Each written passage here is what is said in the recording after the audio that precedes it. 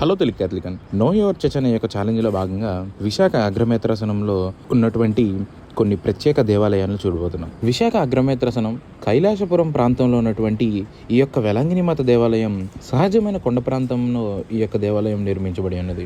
ఈ యొక్క చర్చికి 28 అక్టోబర్ 2007 సంవత్సరంలో రెవరెండ్ ఫాదర్ జేవియర్ ఈ మాన్వత్ గారు పునాది వేయడం జరిగింది. అదేవిధంగా 25 నవంబర్ 2009 సంవత్సరంలో అప్పటి విశాఖ బిషప్ అయిన కె మరియదాస్ గారు మరియు ఖమ్మం బిషప్ అయిన మైపన్ పాల్ గారి చేతుల మీదుగా ఈ యొక్క దేవాలయం ప్రారంభించబడినది.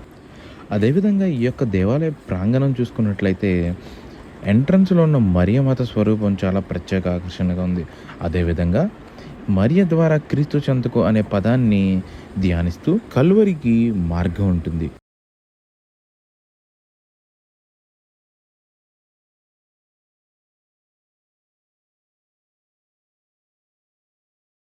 పై శిఖరం నందు నెలకొని ఉన్నది.